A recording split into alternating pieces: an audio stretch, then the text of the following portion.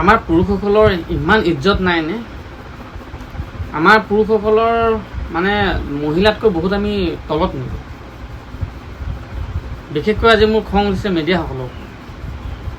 আপোনালোকে নিশ্চয় সদায় চাই থাকে বা বাতৰি খা খবৰবিলাক পাই থাকে, কিন্তু পোৱাৰ লগে আপুনি চাবচোন ক্লাইমটো সদায় ক্লাইমেই, সৰু কৰিলেও ক্লাইমেই হয়, ডাঙৰ কৰিলেও ক্লাইমেই। যিটো মানে দুখ কৰিছে দুখক সদায় দুখ কৰাজনক সদায় দোষী বুলি আমি ক'ব লাগিব, সি সৰু দুখ কৰক বা ডাঙৰ দুখ কৰক, কিন্তু শাস্তিত তেখেতসকলৰ দুখটো অনুযায়ী তেখেতসকলৰ শাস্তি বেলেগ বেলেগ ধৰণৰ হ'ব পাৰে।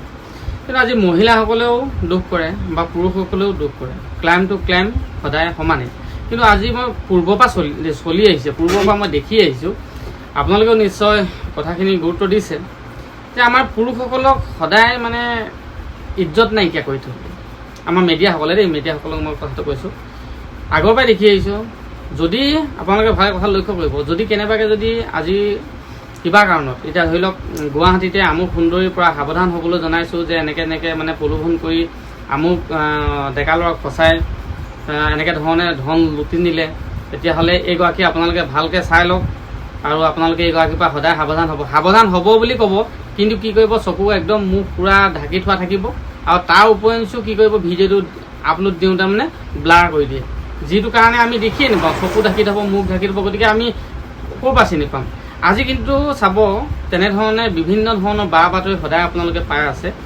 পোৱাৰ সময়ত একেলগে ধৰি লওক পুৰুষ আৰু মহিলা দুয়োজনকে ধৰি লওক যেনিবা এৰেষ্ট কৰিলে, কিন্তু কি কৰিব, আপোনাৰ মহিলাগৰাকীক ধুনীয়াকৈ একদম মুখ চুখ মানে পানী টোপোলা মাৰি দিয়ে, যাতে আকৌ পাছত কোনো চিনি নাপায়, চকু কাণ ধুনীয়াকৈ ঢাকি দিয়ে, বা আকৌ ভিডিঅ'টো আপলোড কৰোঁতেও একদম ব্লাৰ কৰি দিব। কিন্তু আমাৰ পুৰুষসকলক মানে এনেকুৱাকৈ জুম কৰি দিয়ে, দৰকাৰ হ'লে দাড়ি কেইডাল আছে আপুনি চাব পাৰিব, মাহ তিল গুটি কেইটা আছে মানে ইমান চাব পাৰিব। গতিকে সেইটো ছিষ্টেমটো মানে কি কাৰণে হয়, মই কথাটো সদায় ভাবোঁ।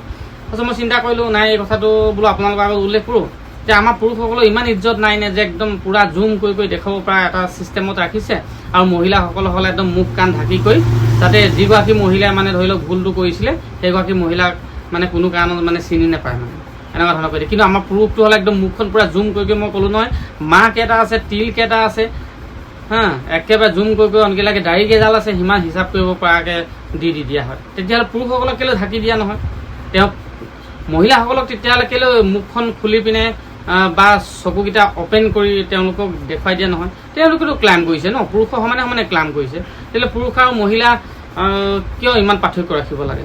সদায় দেখোন কৈ থাকে বোলে একদম উচ্চ নিচ্চ মানে ভেদাভেদ বোলে নাৰাখে, আৰু বোলে কি কৰিব, বোলে পুৰুষ মহিলা বোলে সদায় সমান, আৰু আইনমতে বোলে কোনো বোলে পুৰুষ মহিলাৰ কথা নাথাকে, বোলে সকলোৰে কাৰণে আইন সমান। তেতিয়াহ'লে যদি সেইটো ছিষ্টেম হয়, তেতিয়াহ'লে আপোনাৰ ভাৰতীয় সংবিধানৰ এতিয়া আপোনাৰ চতুৰ্থ স্তম্ভ যিটো মেডিয়া, তেতিয়াহ'লে তেওঁলোকে আকৌ এইটো কেলৈ আইনটো মানে ভংগ কৰিছে, যে আমাৰ পুৰুষসকলক হ'লে সৰু ভুল এটা কৰিলে অলপ জুম কৰি দেখাব, ছাগলী চুৰৰ পৰা একেবাৰে ডাঙৰ কিবা অপৰাধ কৰালৈকে, আৰু ডাঙৰ আৰু কি হ'ব, এই মহিলাসকলে হ'লে একদম সৰুৰ পৰা ডাঙৰলৈকে যিখিনি যিমান ডাঙৰ ঘটনা কৰক, লাগিলে একদম যি নকৰক, কিন্তু তেওঁলোকক মুখখন ঢাকি দিয়ে।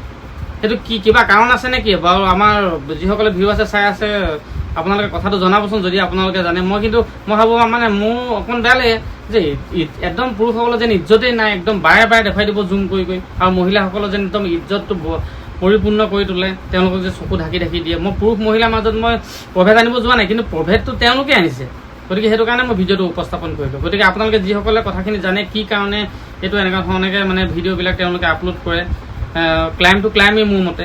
গতিকে মহিলাসকলক কেলৈ মুখখন ঢাকি দিয়ে আৰু পুৰুষসকলকনো কেলৈ মুখখন উদঙাই ৰাইজৰ আগলৈ পঠাই দিয়ে। গতিকে সেইটো কথা জানিবৰ কাৰণে মই ভিডিঅ'টো প্ৰস্তুত কৰিলোঁ। আপোনালোকে যদি কোনোবা জানে জনাব, আৰু মই কোৱা কথাখিনি আপোনালোকে একমত হয় নহয়, আমাৰ পুৰুষসকলে বিশেষকৈ দেই, আপোনালোকে জনাবচোন, আৰু ভিডিঅ'টো যিমান পাৰে আপোনালোকে শ্বেয়াৰ কৰিব।